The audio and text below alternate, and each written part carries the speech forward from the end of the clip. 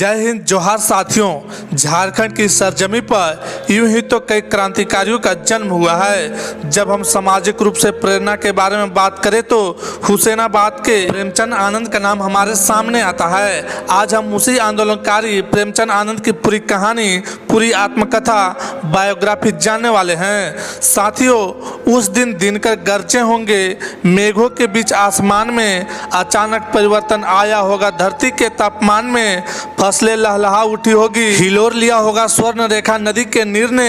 उस समय झारखंड के जपला के माटी पर जन्म लिया था एक क्रांतिकारी आंदोलनकारी वीर ने, प्रेमचंद आनंद। 7 जुलाई 1949 में झारखंड राज्य के पलामू जिले के जपला शहर में इनका जन्म होता है।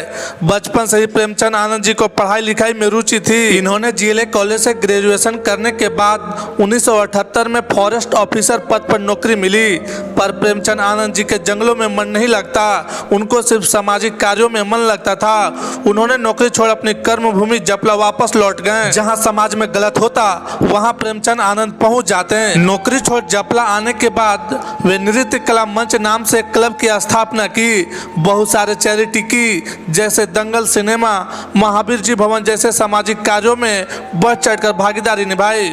उस समय प्रेमचंद आनंद जनता के लोकप्रिय चेहरे बन गए थे। फिर दौर आया जेपी आंदोलन का। उस समय प्रेमचंद जेपी आंदोलन में कूद पड़े। जेपी आंदोलन में सक्रिय भूमिका रहने के कारण इनको जेल भी जाना पड़ा। जेपी आंदोलन के बाद प्रेमचंद जनता के सबसे लोकप्रिय चेहरे बन गए, सामाजिक कार्यों में बढ़ चढ़कर हिस्सा लेने लगे। उन दिनों झारखंड आंदोलन चरम सीमा पर था। हर एक नेता, हर एक पॉलिटिकल पार्टी यही चाहती थी कि बड़े से बड़े नामचीन चेहरे को हम लोग शामिल करें ताकि इस आंदोलन में जान आए। उस समय झारखंड की सबसे बड़ी पार्टी जेएमएम यानी कि झारखंड मुक्ति मोर्चा, जो झारखंड आंदोलन में एक महत्वपूर्ण भूमिका निभाई थी, उनकी नजर प्रेमचंद पर पड़ी।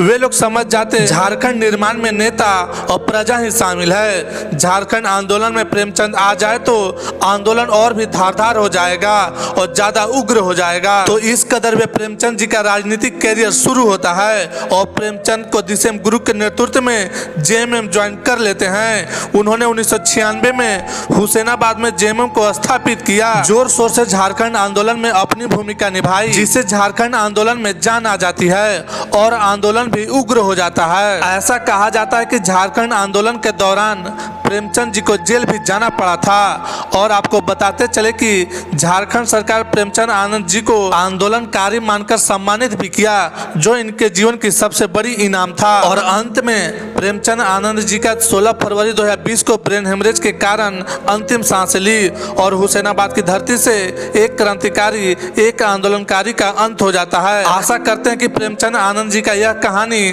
पसंद आई होगी। कैसी लगी आप लोगों की कहानी नीचे कमेंट करके जरूर बताएं।